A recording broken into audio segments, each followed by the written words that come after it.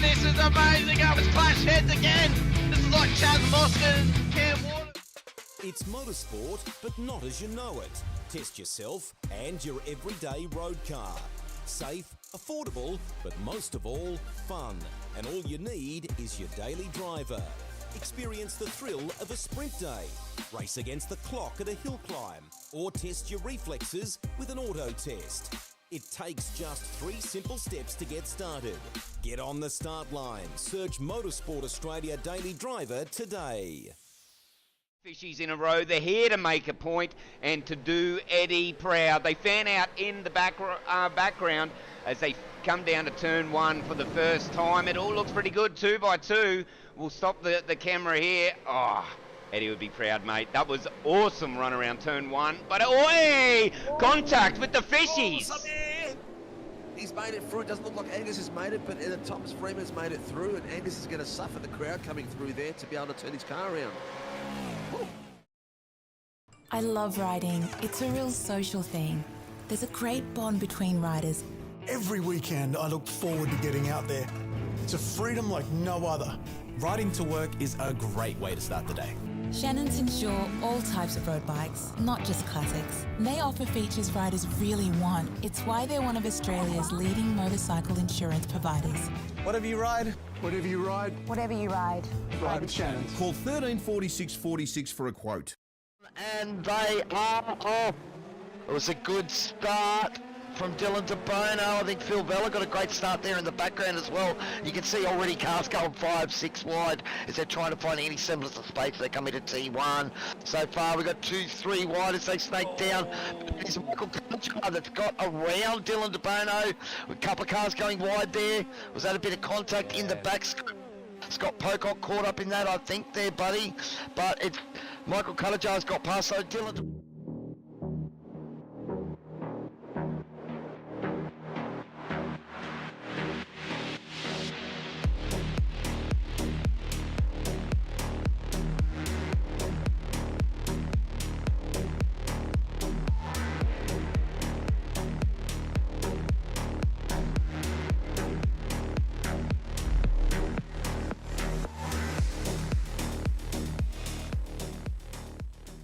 light is coming out and we're about to get going, and we have a green light and a very slow start for the 86s, but they are moving out there on the grid. It would be very interesting to see exactly which driver can capitalise on this first lap.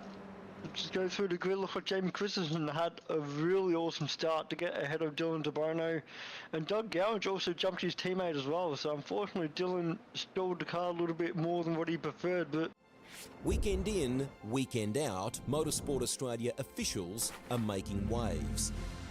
From waving flags, waving cars through pit lane, or responding to a wave for help. Wave hello to new lifelong friends. Who knows, you might just make waves around the world.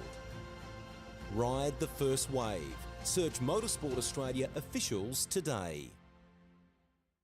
Still great classes of car, and if you are able to, if you're coming up the ranks on iRacing through the licenses, it's a fantastic sort of laneway into prototype driving, going from that GT3 up through the prototype classes. As the safety car pulls in and we get ready to go green as we come up towards the line.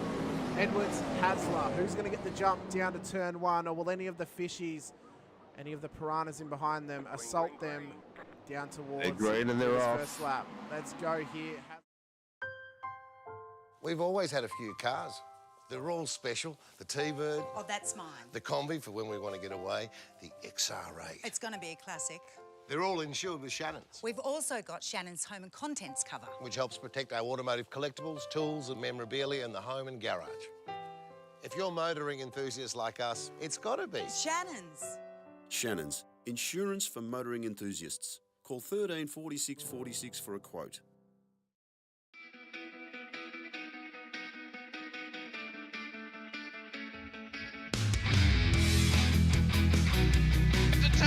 This is amazing. It's clash heads again. This is like Chaz Mostyn, Cam Waters. Almost the same situation. Better contact going down the hill. Sam Noble wants to sniff on Dave Coleman now. Sam Noble bottle right now because tell you what, Bruce Tenek and Jamie Dyke just absolutely drove away from us. Hayden trying to go around the outside. This is where he could have just sent it up the inside, but he hasn't committed, which is fair enough. It's very scary out there, ladies and gentlemen. Let's see if we get a good run. Dodds just absolute think about it. It's a really nice move. Blake Delaney had to move out of the way.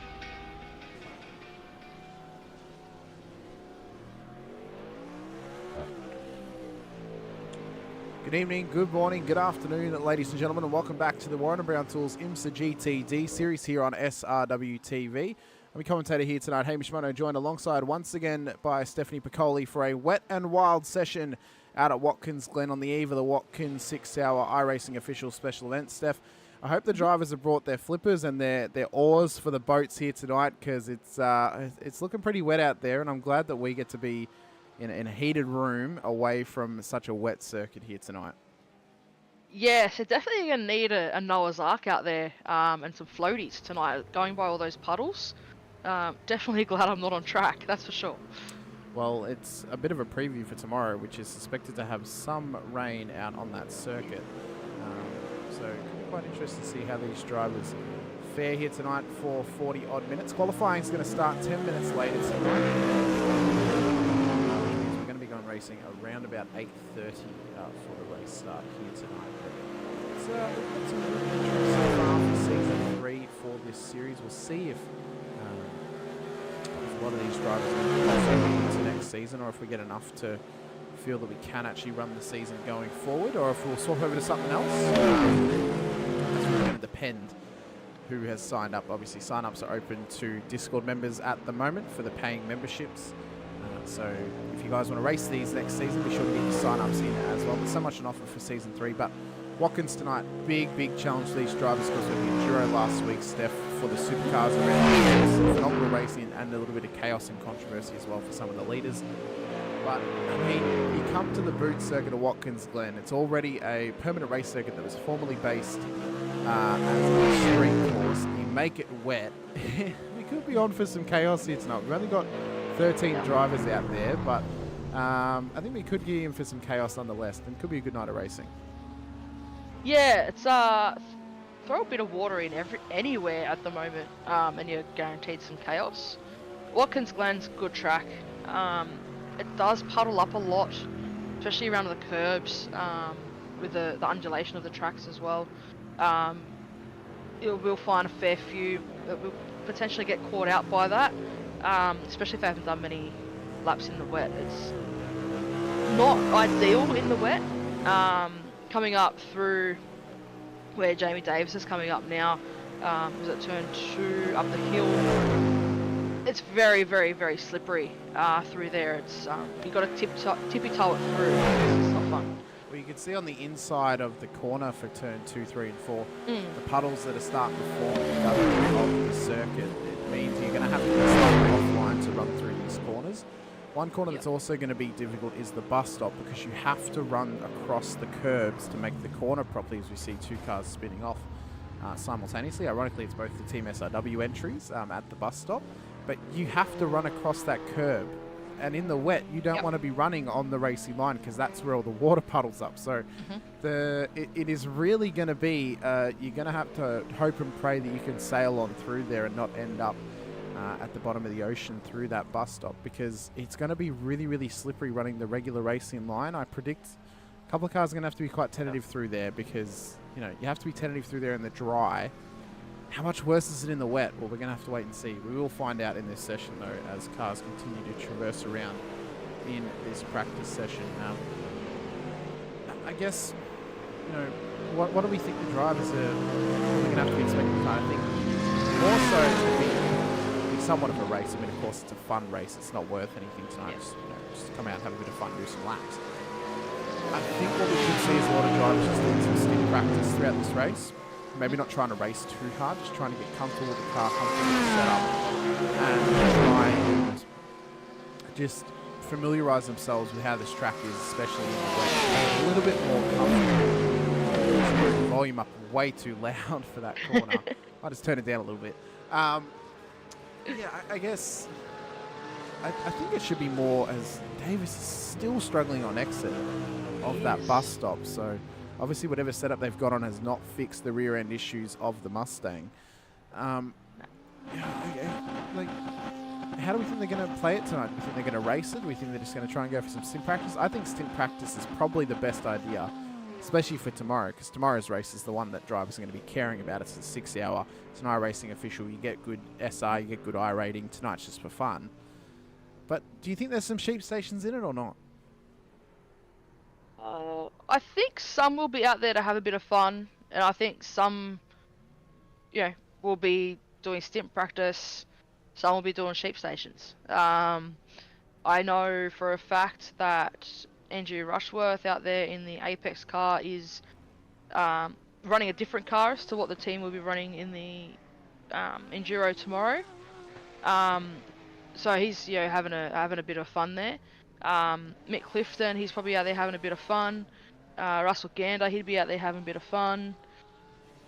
Yeah, I'd say the OPR, Blackout OPR guys are out there, testing setups and whatnot for tomorrow. I would think.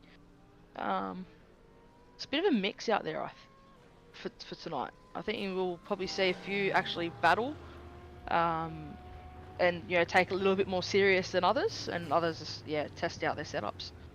Of course, guys, if you are out there watching us, get in contact with us into the chat here on the SRW TV YouTube channel. Let us know if you are doing the Watkins 6 hour tomorrow, if you've done it previously, and how you found it out there. This is the first Watkins Glen 6 hour that can have rain in iRacing coming up this weekend, so it's going to be a big event for some and for others as well. In fact, it's my first attempt at the Watkins Glen 6 hour. I've never had an attempt at it, so this will be my first time actually doing it. It'll be my technically technically like third 6 hour attempt, because I've done the 1,000 twice. That normally goes for about 6 hours, but for just a 6 hour enduro, this is it's the first time I get to attempt it. I've done a couple of 24s. I've done the D24 and the Spa 24 hour as well, but as well as the Bathurst 12 hour, but this is the first time I get to go racing for 6 hours, so we'll see how it plays out. But I'll be defending the championship status on Sunday. The honour of Ricky Hyde in your car with you. That's it. Yep, we'll be out there defending on Sunday. Try and get that P1 spot again. But look, Watkins, it's an awesome enduro track. It looks simple, but it's fatiguing. Yeah, definitely really get is. fatigued around there. It's almost like, I've explained it for Red Bull Ring before, as well as I think Algarve as well. It's kind of deceivingly technical and deceivingly difficult. It looks very simple on paper, but the actual nuances of the track, like the track map, it doesn't show off the undulation changes, the little bumps in the road that this track has, and it catches a lot of drivers out. As you can see, Jake Edwards is just struggling for grip right now through the exit of the boot and back onto the club circuit, and like it's a real rhythmic track. You get into your rhythm, but once you lose that rhythm, you knock yourself out of it, and all of a sudden you're kind of trying to figure out where you are and what you got to do, and just to survive pretty much. So, there's been a lot of races around here. Obviously, Marcus Ambrose took his first ever NASCAR road course win at this circuit, just to name one of them, but a couple others as well. But it's a track that, I call it the Phillip Island of America. It feels like it has the same feeling of Phillip Island about it. It does. And it has very similar characteristics, but it's deceiving, and it's deceivingly difficult. And I think it should be classified as one of the better tracks in the US. And I think a lot of drivers feel the same way. It's fun to drive, and if you can put a lap together, you feel on top of the world. But when you don't, you feel absolutely atrocious. It's one of those tracks where, like you said, it's deceiving. It's got the camber of the road, braking zones going downhill. You've got, then you're trying to accelerate out of corners going uphill. And there's not a lot of runoff around here. So if you're going to make a mistake, you're going to pay for it. Especially in wet conditions with the grass. So as you see, Jake Edwards there, just clip it a little bit and get a little bit taily. You're going to pay. Definitely, like around here, like it's insane. So little mistake, too much grass, too much curb, or hit the wrong curb, you're going to get spun straight into the Armco. and that's when you're going to be in trouble. Yeah, I think it's, the nuances about this circuit that catch a lot of drivers out. The bump up here at the left-hand corner, running slightly wide at the right-hander, and getting a bit loose. They're amplified at this track when it's in the wet. The bus stop especially, this little bump here is really amplified because once you lose grip in the wet and you're trying to run that line, it's a one-line section, so you're forced to go through the puddle. And if you muck up the bump, it's going to be even worse for yourself. You're just going to be a passenger. So it is going to be incredibly difficult tonight. I would say that this race is going to test a lot of drivers, not only tonight but tomorrow as well if it does rain for the 6 hour. So it's going to be an interesting one to check out. I'll be interested to see how top split goes tomorrow for the European time slot. And how that's all going to pan out in the iRacing official. But, I mean, what a way to amplify Watkins, which has been called a bit of a boring track previously. I don't think it's boring. I think it's always created great racing. But, yeah, I think what a way to amplify it. Just a little bit of water on track, moisten it up a little bit. Yeah. And, it just creates the chaos and That's a whole different dynamic. Yeah, exactly. Like the dynamic, it's fantastic. Mark Hawkins starts saying, "Go, Steph. What is the beverage of choice tonight?" Mine is Pepsi Max for the evening. I've got nothing at the moment. Oh. I'm normally already on the vodkas by now. I was tempted to get a Bundy Red, but then I decided not to. I don't know what I've even got in the fridge, to be honest. I didn't do a run on the way home tonight. That's alright. Yeah, I might get myself some no Dubby from Dubby. Oh, I've got Dubby out there. I do have some Dubby out there. I'm waiting to get my Red Bull or Monster sponsorship. That'll be a fun time for me if I ever get that. Might need to get myself some Buddy No Sugars tomorrow for my 6 hour attempt because if it fails, I may just need to drown my sorrows a little bit. But yeah, well, that's why I've saved my Dubby up for tomorrow. Keep that on hand. See Josh King just trying to tame the beast that is the Mustang GTD car. Yeah, the big V8 is kind of colloquially known as the best sounding GT car at the moment. It has now surpassed the McLaren in infamy for the noises that it creates out of its rear end of this car. Ryan Bettis is now out on track for the first time. We've got Bradley Wall who's just joined the session, so let's add him to our list. Get him in the standings. I guarantee you I'm going to have to fix the graphics after I apply him though, because it doesn't like adjusting for some reason. But yeah, it's a wet, cold night here in Victoria. Yep. Ironically, it's a wet, cold night on track as well. So, same here in Sydney. Don't worry. I'm just hanging out with my heater on, having a good time, and just chatting about racing, chatting about the racing that's going to be happening. And we'll have a bit of a chat about season 3 as well. Rushworth for P1. Hey, Rushworth split 2 events next season. What a run he could have if he can put it together. But we're concentrating on the GT action here tonight, of course, as well. But of course, the calendar has Clifton P2. The rivalry continues on between them. It's going to be cross league now. It's going to be Vet Split 2. It's going to be GTs. It's going to be I think V8s on Tuesday nights as well. Tuesdays. Yep. And if they both race on Sunday as well, which is now going to be open, then they're going to be racing each other more times than they can even know it. Dodsy in the chat as well. Great to have you in here, Dodsy, with us, as well as Gordon. Great to have you guys here. Calendar has been released for this series for next season. Yes. Apparently we're looking at some different I don't think what the wording would be now. Different time formats, that's what I'm thinking of. Different formats for next season. It's not all just going to be 40-minute races. We have actually got some mixed types of racing in there for next season. So Spa for round 1 for an enduro at 60 minutes. Then we go to Nürburgring and Mugello both for 40-minute races. Then Imola for a sprint round, 2 times 20 minutes. Road America for a normal round of 40. Hockenheim for a sprint of 2 times 20. Daytona for an enduro of 60 minutes. Portimao for 2 times 20. And then Driver's Choice into the season for an enduro for 60 minutes as well. So that's looking like a really tasty lineup for next season. And a great balance of tracks and different race types as well for us to really let us sink our teeth into. Yeah, I'm excited for next season. yeah, as this one wraps up, we're getting closer to the end. I'm excited. Bring it on. Bring on season 3.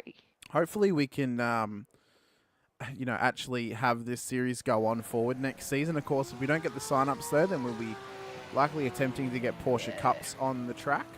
If this were to end for whatever reason, but cars are going to go out on track now. We're going to get into qualifying. 20 minutes of qualifying to come for these drivers, and the race will roughly be starting around about 8:30.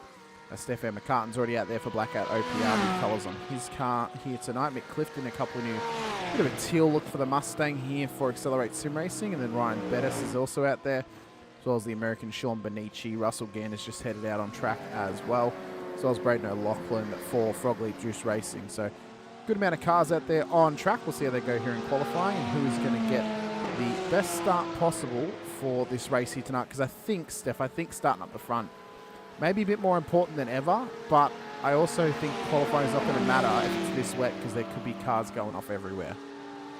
I think there will be cars everywhere tonight. Bus stop mainly. Turn 1. If you overshoot your braking marker there, you could be probably lucky that there's a bit of runoff down there. But yeah, let's bring on the excitement tonight, I reckon. Should be a good one for us here out at Watkins Glen. Qualifying just getting underway. If you guys haven't already, be sure to hit the like button, the subscribe and the bell icon. A big season to come for season 3, including a new series coming your way next season, the Legends World Challenge, joining the SRW lineup as a free series on Sunday afternoons at 3:30 p.m. It'll all be broadcasted live here on SRW, including all of our other series as well. But it's a big final round to come this next week for season 2. We've got one race left of round 8, and that is Sunday night for the Supercars out at Road Atlanta. And then we head for the final round of Tuesday Supercars, Wednesday Formula 3 Nationals brought to you by Shannon's Insurance, Thursday Geo86 brought to you by Shannon's Insurance, which is also Motorsport Australia official series. Friday we're back for the Warren Brown IMSA GTD Series as well, for their third of 4 rounds, that they're running at the end of this season. So there will be one race to come for this series after the season is done, and then the final race of the season for the Supercars on the Sunday night. And actually, no, our Supercars this weekend is on Monday. I just realised it's not on Sunday, because we have got a Scops round this weekend. But what it is as well is this is the final season of the Pro, Pro-Am and Am classifications in Supercars. It moves over to open on Sundays, so it means anyone and everyone can come and race as long as they've signed up and they're a paid member. And Tuesdays is going to be split 1 and split 2 in the same session. It'll be running in line with officials as well, so if you guys run in the likes of Scops, Vets, Pro Series, anything like that, you will have an opportunity to have a race practice prior to your race that weekend. The first round that it lines up with is Daytona on the officials, which is our round 1 for season 3, so it's pretty good. A lot of racing to come, isn't there? So much. So good. So much racing to come. In fact, and I have the calendar has not been released yet for the Legends, but I know what every single first round is for every single series, as I have made the calendar for the Legends. So we can confirm round 1 actually, and all the races that are going to be happening, as Braden O'Loughlin's ended up in the wall. So as these drivers continue on to finish off their laps, we'll chat about round 1 of season 3 to hopefully get you all hyped up to come and race with us, as Stefan McCartan's looking to finish his first lap here in qualifying. So round 1 for the V8s, it's going to be the same for both. Obviously they run the same calendar. It's going to be Daytona Road Course. So we all start on Tuesday the 16th of July. That is round 1. For Formula 3's next season, round 1 is going to be Hungaroring. McCartan comes through with a 2:02.8 there for his first lap. The 8.6s next season, they've gone from the American road trip to the European road trip. Their first race is going to be Donington Park. We mentioned GTDs next season are going to be Spa for round 1. The Legends, and I'm only going to give you one race. And it's going to be round 1. I have got the full calendar, but we're just going to reveal what round 1 is before the calendar gets released this weekend. Round 1 is going to be at Belle Isle for the Legends. So it's going to be some great bit of racing. Of course, it's a new free series. Sign-ups will go live very, very soon. All you have to be is a registered SRW driver to come and race. You do not need to be a paying member to come and race on the Sunday afternoons, just a registered driver. So we have your number and we can apply penalties if we have to. And just so it's all in the system, that's all. So you just have to be a registered driver. You can register at www.simracingworld.com.au. It's also where you can sign up and pay your subs if you want to be a subscribed driver as well and have access to all the other series that we have on offer here in SRW as well. I would definitely be saying, get around it, guys. Come and have some fun with everyone. Yeah, it's awesome. Big racing to come. And if you want a preview of what the legends are going to be like, you guys can head over to Infinity Broadcasting Sunday afternoon at 4 o'clock. Round 4 of our current season that is running outside of SRW. Sandown is happening Sunday afternoon for that broadcast, and it's going to be wild. I can already tell you that race, well, the race is happening right now as we qualify for this here tonight. And yeah, I would expect big things. So if you want to come check it out, go check out Infinity Broadcasting Sunday afternoon. You get a nice little preview of that series before next season here in SRW as well. Got 4 drivers who currently set laps here in qualifying, Steph. Those being Stefan McCartan, Greg Barber, Matt Feely and Andrew Rushworth. A little bit of a discrepancy in their times. There's about 4 seconds between all their times. It appears the wet is maybe letting some of those drivers who are not as versed in GT racing, they're struggling a little bit out there in the wet and maybe seeing a little bit of a boost. Yeah. There's a little bit time difference there, but that could just be a little bit of driver confidence, could be setup even. It could be a number of things, but the rain definitely makes a big impact as well. You can be super confident in the dry, like myself around here, but throwing a bit of water and you're searching for that line, or trying to find where you can gain that time, or trying to be a bit quicker than what you are. Water, it changes everything. It does, and it completely changes up how you're actually driving the car and how you're actually attacking the track. You're having to run a completely different driving style and actually changing up your line on circuit, as you mentioned. Some corners, there's no reprieve for changing of line, especially through the bus stop and up here through the left-hander, but you're forced to. You can't run the inside line of the corner because it's just too wet. You'll end up spinning out. Some corners you're forced to. You see Greg, he takes a slightly wider line, but he still has to try and, center the car through the corner. You're not able to run out all the way onto the curb of the left-hand side of screen. It'll be very similar through this corner as well, but it's all about confidence, Steph, at the end of the day. You've got to be confident in the car, confident in the track, confident in your own ability to be able to put a lap together in this sort of a weather, around this sort of track, and that can be very challenging, especially mentally on some drivers who would normally feel confident. It can really destroy the ego when you can't push the car as hard as you'd like to. Yeah, you got to keep in mind as well, your braking points move back about 50 odd meters as well. It takes a hell of a lot longer to pull the car up too. So you got to change the way you brake in the corners. You can't so much trail brake in the wet if you were, if you were to in the dry. You can't jump on the brake as hard. There's so many different things that you have to change, and not just focus on getting the lap in, but focus on that as well, and remembering where all those points are. Well, it's not only that. One thing I've just remembered as well is the wet not only changes how you drive, it affects your lap times, and because it affects your lap times, it actually affects your stint length in a regular enduro. So a 6 hour, for example, would normally have 6 stints of 1 hour apiece. Well, if it was a full wet race, you'd actually be more looking at 4 stints of 1.5 hours each. Because it gets extended because you're going slower around the circuit. You're dropping time, but you're also using less fuel because you're not being able to put in as much throttle input because you can't get on the gas as fast. So it's changing up the complete dynamics of a race and really changing up how far you can go in a car, how much fuel you can use, and how your strategy then plays out for the race as well. It's huge. You wouldn't think something like that would have such a big impact on how the race will unfold, but it's crazy. Crazy how it impacts it. Well, if we think about it, a regular time around here is around about probably 1:45. They're doing an extra 15 to 20 seconds per lap. You add that up over the course of an hour, and then you get how much extra time you're actually needing to get to an empty tank. So, it's a lot.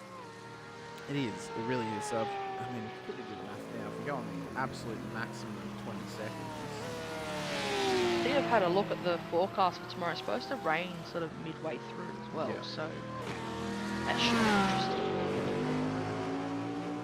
So if we go, what would be the levels? 60.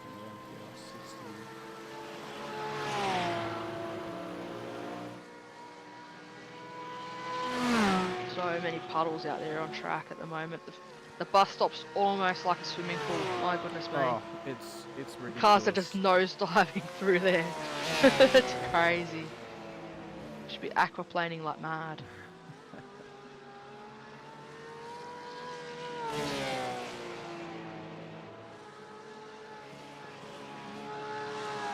Yeah, look, wow. iRacing's done an awesome job. It's so good, isn't it?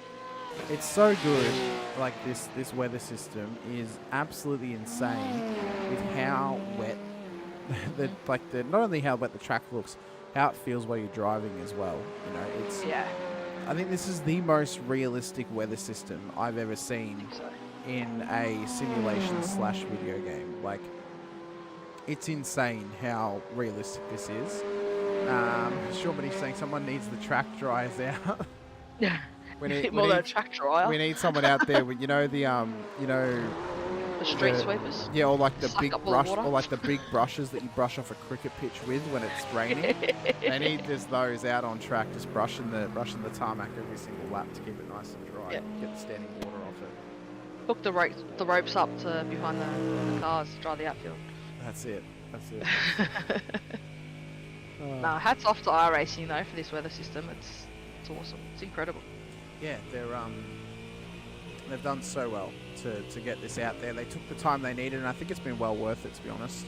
People complain that it took so long, but I think if they'd brought it out any sooner, it wouldn't have been nearly as good as what it has been, because they've worked to get this so realistic, and they're working even more to get it even more realistic so every car can eventually have it. They've at least given us something by giving us the NDM for every single car now, which then brings life back into older cars that are still racing, like the supercars, the retro supercars, anything like that, because that at least then it gives us something, that these cars are on NDM. It means eventually they probably will get rain, but they're not going to get precedent over the more popular entries or new cars coming in as well. Yeah, it's look, it's there in the background, but yeah, we'll see what gets pulled out next, I guess. All we can do, Sean Beach saying the idea of rain is great, the amount of wet sucks. Yeah, we all wanted rain, and then when rain came, that's it. We're like, no. Everyone's like, what is this? Well, the joke was all the people who were clamoring on about getting rain are going to be the ones who are the worst at driving in the rain. Yeah. They're going to be the ones who are going to be complaining about it the most when it is actually in effect. But it's hurting 4 drivers out there, especially because only 10 drivers have been able to set times here in qualifying over the last 13 and a half minutes. Braden O'Loughlin, Bradley Wall, Jamie Davis, Josh King have been unable to set a time just yet here in qualifying for tonight's race. Well, Mick Clifton is struggling to even set another time on the board, with his 2:11 being his only lap that he's been able to set so far in qualifying. As he looks to start another run now, we'll see how he does in his Mustang. But we mentioned last week how important it is to get a setup on this car that really, fixes that rear end issue of being nice and loose. In the wet, if you don't have a setup that fixes that, you're going to be struggling, because this thing likes to turn around in the dry. You can see it there. The rear, it appears that Mick's setup has not settled that rear end. No. Because he's still struggling, and in the wet, as we said, it just magnifies it and makes it even worse. So that it then makes the setup even more important on this car, I think. Yeah, look, probably give a secret out here. My go-to is baseline wet, but in these Mustang and the Chevette, forget it. It's not gonna work. That does not work. At least the vet is nice and tight. Times. Yeah, at least the vet is nice and tight, but then you got to deal with understeer. you know. So yes, it's you can play with. That's easy to sort. Understeer is easier to sort than a loose rear. But the problem is, as soon as you try and fix the understeer in the Corvette, you're then struggling with the same issue that the Mustang has of the rear end's too loose, because it's a very fine balancing act. It is. So, you know, setting up a car is already difficult enough. I can't do it for the life of me. In the wet, it's even harder because, you know, and you're locked into a setup for the race. It's like, well, do you set the car up for the wet? Do you set the car up for the dry? Or do you just try and set one up that's comfortable for both? It's pretty hard balancing act to try and figure out, especially in a 6-hour race where you can have so much go on and so much weather changing, affecting the race. We've sort of gone for one that's good for both. Yeah. Which I think is what the plan should be for a lot of teams. It's either you plan for it to be good for both, but I think if you know there's going to be rain, you need to make the car feel good in the rain, because it won't feel too bad in the dry. You might just be a bit slow, which I think being comfortable is better than it being in a fast car that's dangerous in the wet, because if it does rain, that's going to hurt you the most. So I think it's going to be good. Thanks, Doddsy. Appreciate it, mate. Hopefully, are you going to get out on track? We want to see you out there, Mr. Dodds. The old HD machine. Going on. I think it's the only one he's not racing in at the moment, isn't it? Oh no, he doesn't race in F3s. F3s, sorry. Yeah. I don't know if he races in 8.6s. Mr. Clifton ends up in the wall. Speaking of walls, here's Bradley Wall. So someone has made a supercars livery for the Mustang. I was wondering actually if anyone has made replicas of the supercars on the Mustang and the Corvettes. Because I want to make an AI series now of Mustang and Corvette, but for supercars, obviously. Oh, he just caught that puddle then. In that car. Got footy tomorrow. Oh, come on, Doddsy. Bit of both, surely.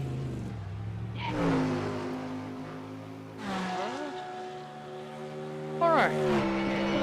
Yeah, exactly. Got footy tomorrow just means you can't do the 6 hour. Doesn't mean you can't race tonight.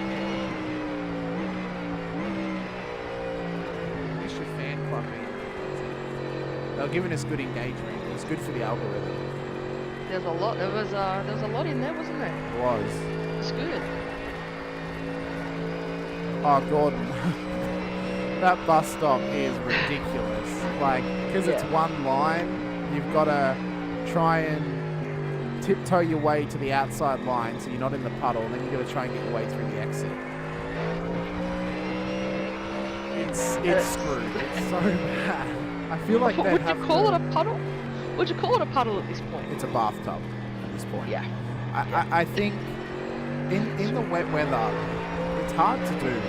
I actually feel like they need to run the circuit that doesn't have the bus stop if it's going to rain. No, yeah. Straight line it. Doddsy, you know, having an angry brain makes you more aggressive on the field. You know, maybe you'll kick a goal. Who knows? You know, maybe it's either you're going to kick a goal or maybe get a dangerous sling tackle, but that's the kind of game that you have to play, and that's the kind of gamble that you have to make when playing football and racing at the same time.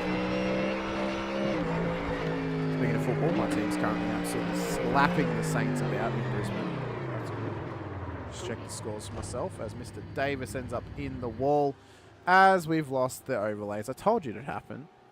You did. I told you they'd drop away as we get into the end of qualifying in about a minute's time, so I'll load those back up so we at least have the results of qualifying.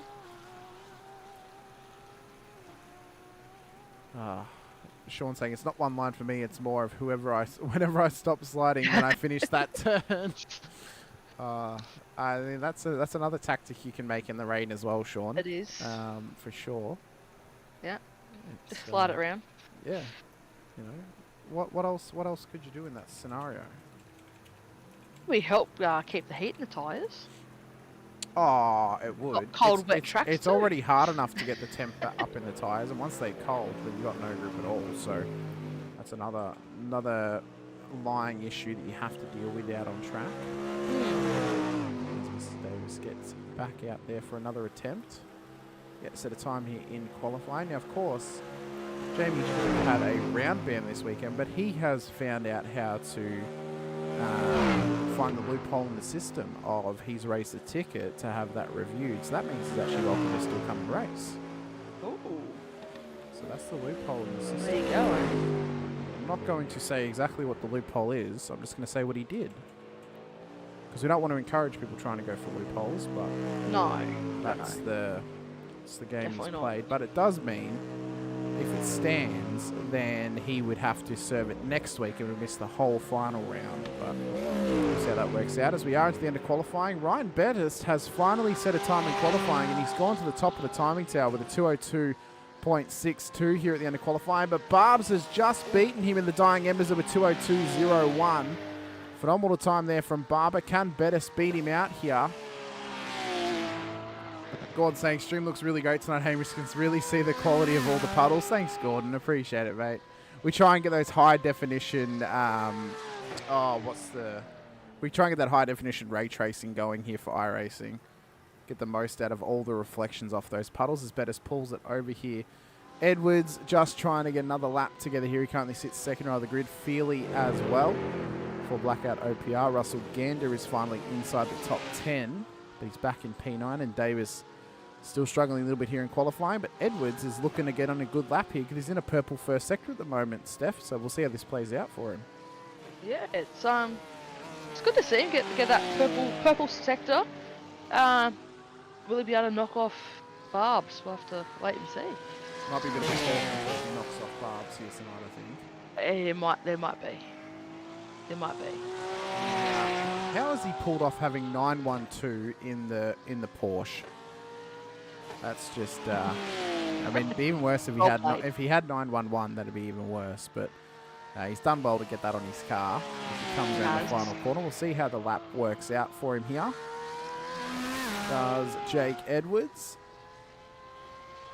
And what's it going to be for him? The green in the final sector for Blackout OPR, and he goes P4 on the road. Matt Feely in P5. Oh, and just slams it into the wall at the end of quali. Mick Clifton's pulled it up there as well. I believe Matt Feely has given up on his run here in qualifying as well here tonight. So we're going to get into the race, ladies and gentlemen. 40 minutes of race. Oh, no, is it 40 minutes or an hour? Might be an hour. Yeah. Yep. An hour of racing to come then. Around a wet and wild Watkins Glen circuit. So it's going to be a bit of an Olympic swim for them out there. I hope they brought their best Michael Phelps impressions on circuit so they can get the most out of these cars in the wet weather. If not, hope they brought their floaties and the flippers. Oh, they definitely will need them, surely. Bit of a canoe out there. Yep. Oh, just the most New York weather we could have at Watkins Glen. Just wet. Yeah. And it's not looking to ease up either. No, definitely not. Just looking at the forecast here, it's wet. It's not changing anytime soon. You'll love to see it. You honestly do. As we get the starting grid for tonight's race up on your screens now, Greg Barber will start pole position ahead of Ryan Bettis here on the front row of the grid with Stefan McCartan and Jake Edwards in behind them. Matt Feely and Andrew Rushworth then start on the third row ahead of Sean Benici and John Trott for P7 and P8 on the road, with Mick Clifton and Russell Gander in behind them to make up the top 10. Jamie Davis and Braden O'Loughlin, start in behind as we then scroll on back, if I can make this big enough for myself, to Josh King and Bradley Wall with Wayne Edwards at the back end of the field, but I don't think that Wayne is actually competing here tonight. I believe he has pulled out of the race, so it should be a clean cut, 14 cars on circuit for us to go racing at Watkins Glen in the wet. I think Bradley Wall's pulled out as well. Okay. Yeah. Let's just come up that he's pulled out as well. Which is unfortunate. It's what happens sometimes when you Yeah. go racing, so. Oh, that's it. Something always pops up, you never know. Yeah, Gordon's going to be raining the whole session, so be interesting to see how the guys handle that tonight. Be interesting. How do you think they're gonna be able to attack this circuit now in this in these conditions here tonight, Steph? Caution. A lot of caution.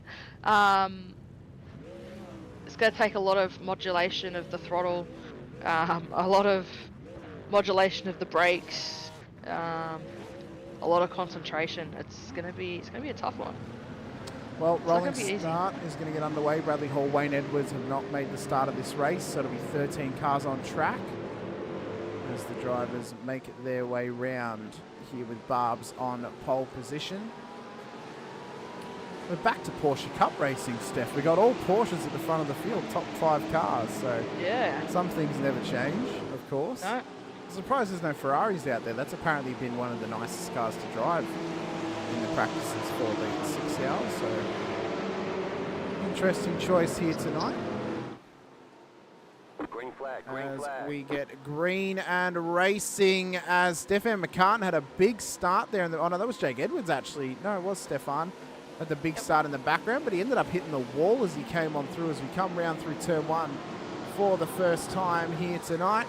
Look nice and clean at the moment. There is a car that's run it wide. That is one of the Blackout OPR Porsches off the edge of the circuit as they come up the hill for the very first time. We'll see if anyone makes a mistake up here as they come round onto the back straight with Bettis leading the way as Benici spun around at the top of the hill already. His teammate Lachlan has made it through nice and clean as they come up to the dreaded bus stop for the very first time here. We'll see if anyone makes a mistake through this corner, if there's a bit of death on the horizon for some of these drivers. They're tiptoeing their way through, nice and tentative. So they make their way through the bus stop for the first time. A little wiggle there for Davis, but they look all right at the moment. Yeah, the guys have done well.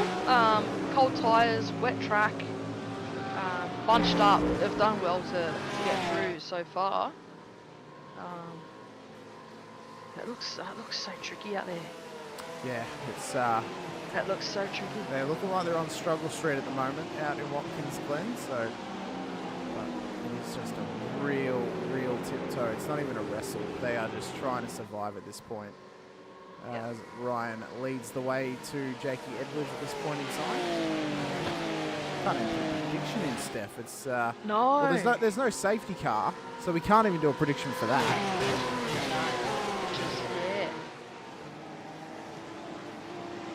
I don't know. Look, I'm gonna say Blackout OPR will be on the podium somewhere, I think. Probably the easiest prediction you could have ever made.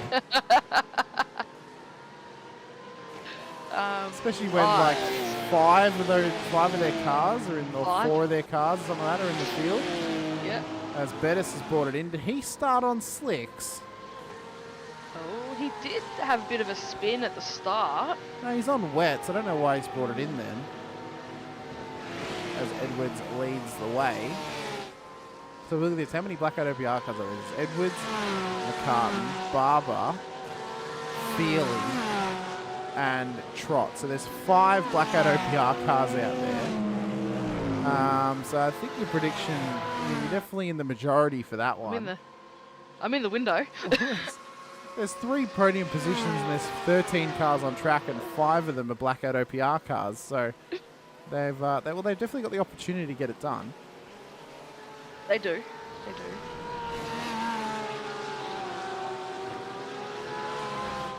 I'm not sure what's happened with Ryan there. Oh, he's on his way again. Maybe he had a stop and go. It didn't look like he got up on the jacks or anything, so might have copped a penalty. An in-game iRacing penalty potentially. Well, the bus stop has now claimed a victim, and that is Jamie Davis, who we saw struggling through there in practice. He's caught the curb in one of the puddles and it's just rotated the Mustang round. Did well to hold the brakes. Lucky not to hit the wall there as well, so he's done well off the back of that one. Well. Did very well. Finds himself back in P12 on the road here tonight. Beck Edwards leads the way though. Andrew Rushworth and Mick Clifton, their rivalry continues on as they continue to battle it out here. But he has got a bit of road behind him between Rushworth and Clifton at this stage in time. Lachlan has gone off the circuit as well, so he is struggling in this weather.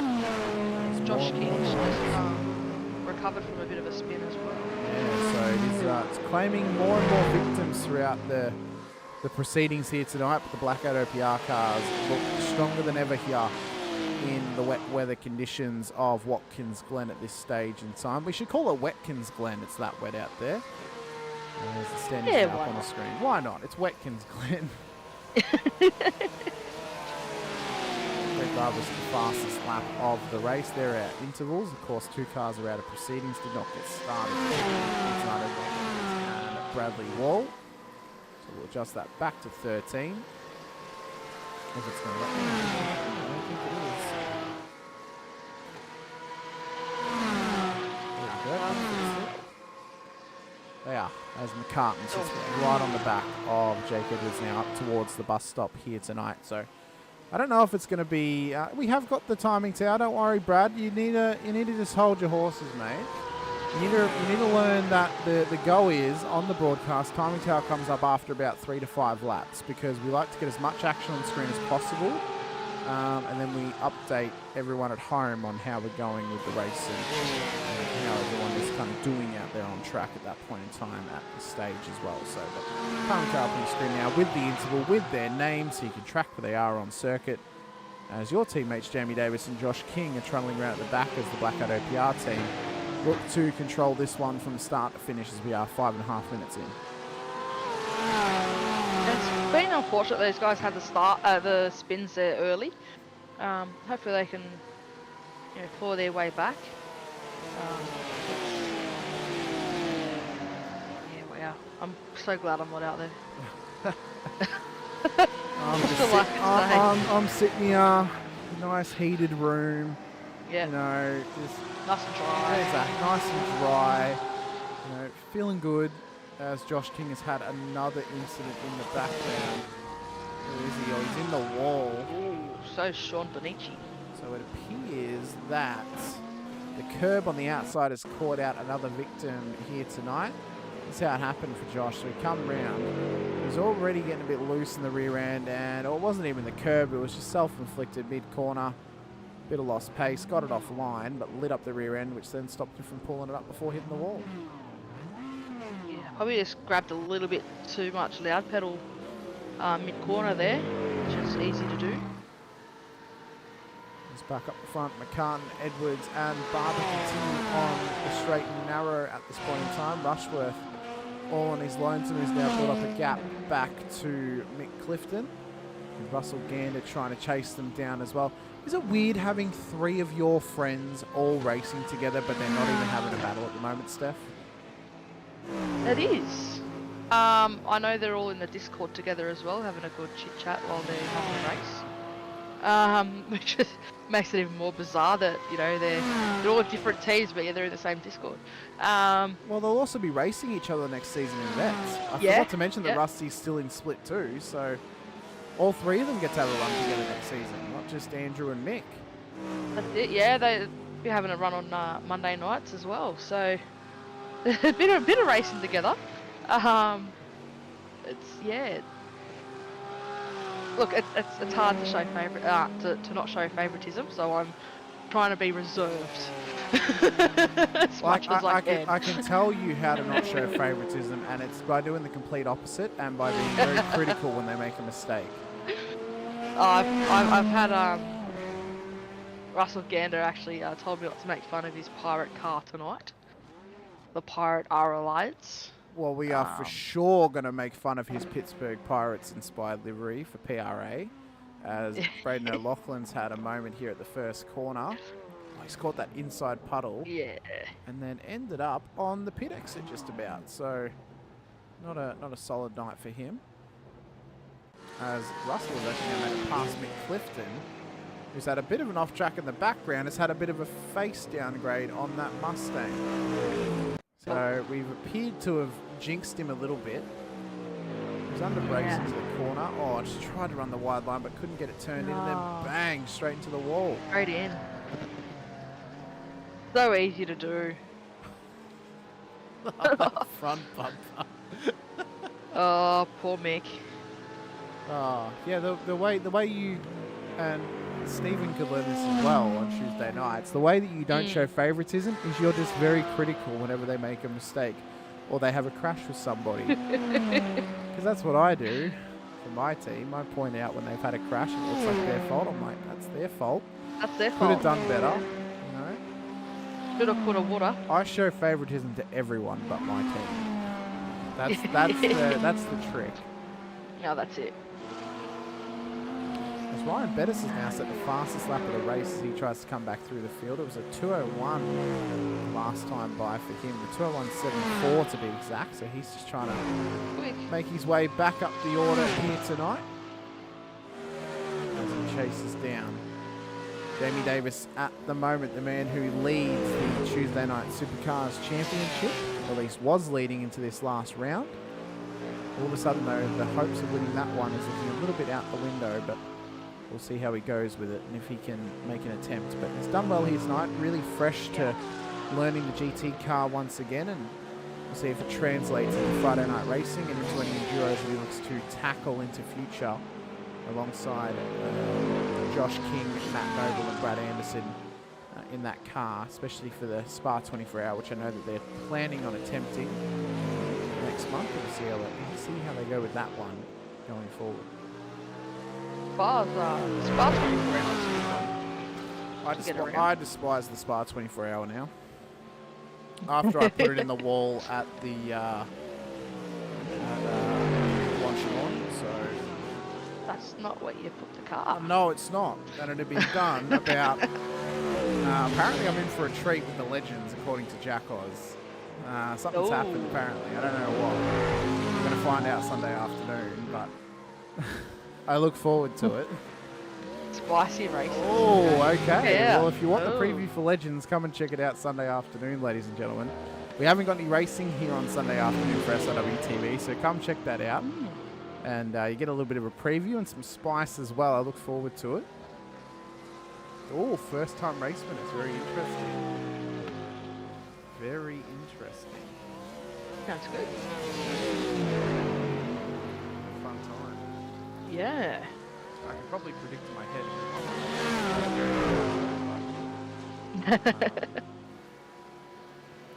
Just by knowing who was in it. Oh no, just by knowing who was racing, I could probably guess. But Jamie Davis at the moment is still trying to make his way back up the order at this stage. As Andrew Rushworth continues on as well. Back up the front though with Stefan McCartan, who's now started to build a little bit of a gap back to Jake Edwards. Let's have a bit of a chat, Steph, about one of the other calendars for next season. Let's chat about your calendar. Let's chat about the 8-6s. Yeah. So Donington Park to start it all out for that little European road trip next season. We start in the UK, we end in the UK, and there's a bit of European spice in the middle. So Donington, then Navarra, Algarve, Lebanon, Zandvoort, Urschersleben, Red Bull Ring, Hungaroring, and then ending it out at Knock Hill. How are you feeling about that season and those tracks as choices for it as well? I'm excited. I have to admit, never raced at Navarra. Never been there. It's brand new, so no one's ever. Oh, no one's been there. Even better. Hungary. I don't think I've ever raced there. That should be interesting. The other ones, yeah, bring it on. Let's go. Bit of fun. Donington Park in 86, I think it's suited, very well suited. Knock Hill, definitely very well suited. I'm excited for Knock Hill. Yeah. Because the Legends raced there a couple of weeks ago and it was intense. So 8-6 is going to be very interesting. It's a good pick. Red Bull Ring will be interesting.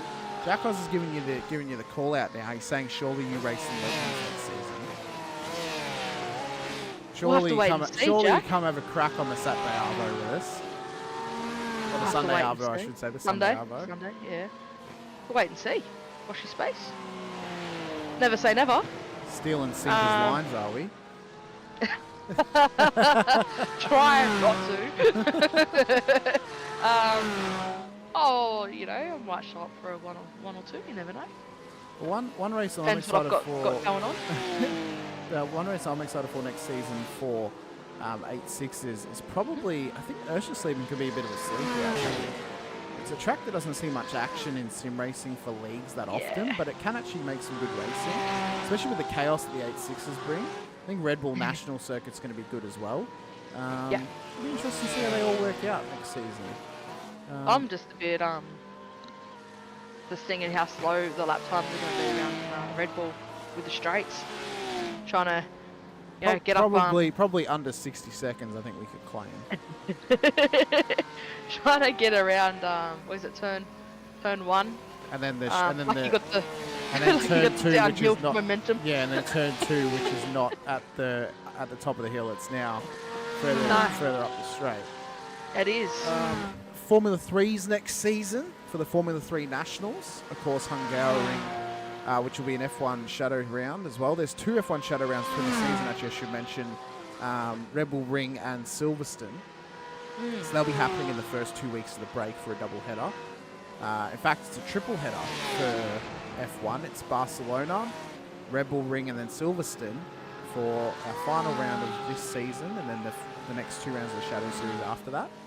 Then Hungaroring for another Shadow round, then Spa for another Shadow round as well. Then Misano, then Donington, then Mosport, then Zandvoort for a Shadow round, then Monza for a Shadow round, then Brands Hatch, and then Sebring to round out the season. That should be a pretty cool season to come ahead for us as well. And it is exactly split at, it's at 4 normal rounds next season, 5 sprint rounds next season. So that should be a good season to come as well. And I'm actually quite happy because Zandvoort gets raced on my birthday next season. So if you guys look at the calendar, you can figure out when my birthday is. So that should be a good night of racing to call for F3 Shadow Series, for F3 Nationals. Nationals, yeah. Sinkers in the chat saying, wish I had my rig set up. Oh, what a season to come though, Sinker. So much racing you're missing out on. There is. I re-figured out when my 100th broadcast is for SRW, so I know when it is, Sinker, and I'm going to tell you the night of. Just to confirm, this is my 98th SRW broadcast tonight. Ironically, that's my race number as well, so it's also my 167th, I think, overall broadcast. No, I don't know. I've lost my brain. You would have lose count. I re-figured it out last night, and it's in my notes. So then for supercars, which we revealed earlier this week, Daytona, Monza, Imola, Spa, Fuji, Sandown, Oran Park, Bathurst, Road America. The only race that does not follow officials is Fuji, because that happens next week for officials, and we of course already have a race next week, so we're replacing Road Atlanta, which was the driver's choice this season, with Fuji next season, so we don't have that block of Road Atlanta. That's going to be a massive season. Sandown 500 for the Sunday series, and if the Sandown 500 pays off and works out how we expect it to, then the Bathurst 1000 will happen for that Bathurst round as well. So big racing to come. Should be an absolute massive season ahead for those series as well. As I mentioned, the Legends calendar gets released this weekend. Those are our calendars going forward. We'll run through all 4 of them. 5 of the supercars run the same calendar for both series. Yep. But if you guys haven't signed up already, get your sign-ups and come and race this next season. It's going to be absolutely massive. We do not want to miss any of the action. As we finally have a battle on track, as O'Loughlin is in behind Mick Clifton in the background, so we'll bring them up as the leaders start to catch up to some lap traffic as well. We'll head back though to the O'Loughlin and Clifton battle, which is actually right here on track with us, as they have the leader step out and can't in behind them. But man, oh man, what a season to come. So many battles to have on track. Come and join us here on SRW TV. Sign up at www.simracingworld.com.au. Register as a driver. If you register as a driver, that gets you access to the Legends Series on the Sunday afternoons. If you then pay your subs for $10 for the season, you get access to everything. You can come and race with us in any of the series across SRW. Get your subs in, come and join us next season. It's going to be absolutely massive. You do not want to miss it. Get around it, guys. It's good fun. You won't regret it. Awesome bunch of people. Shout out to SRW, all the race controllers as well. They do an awesome job throughout the seasons. Probably something I would not want to do. So shout out to them. They've got a hard job there for sure. as I was saying, Barca looking like a very hot race. Track temps for practice have been above 50 degrees. Woo! Oh, it's going to be interesting to see how that pans out. That's pretty slippery. Oh, very, very slippery. High tire deg, slippery, not nice. Not nice at all. I don't know what would be worse, driving in 50 degrees or wet. I think I'd take the wet.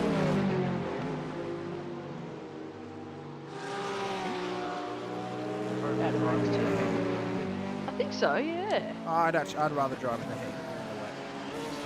At least you can predict. At least with the heat, you can drive around it and you can stick to your regular line. Where in the wet, you have to completely change how you drive. Past Clifton now in the battle for P10 on the road. Times of, or the intervals have really started to spread out here across the first 20 minutes of this race.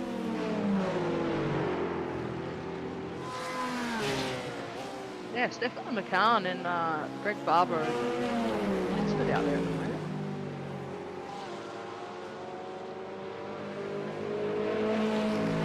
We have seen a 150, we've seen two 159s out there. Ryan's with the quickest lap for 159.6 at the minute. Incredibly well. So far out on track.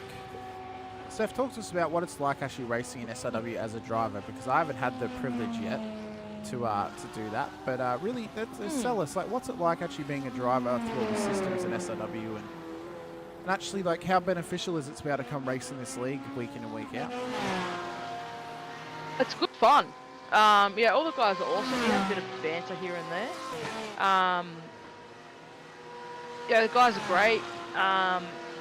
Rubbin's racing.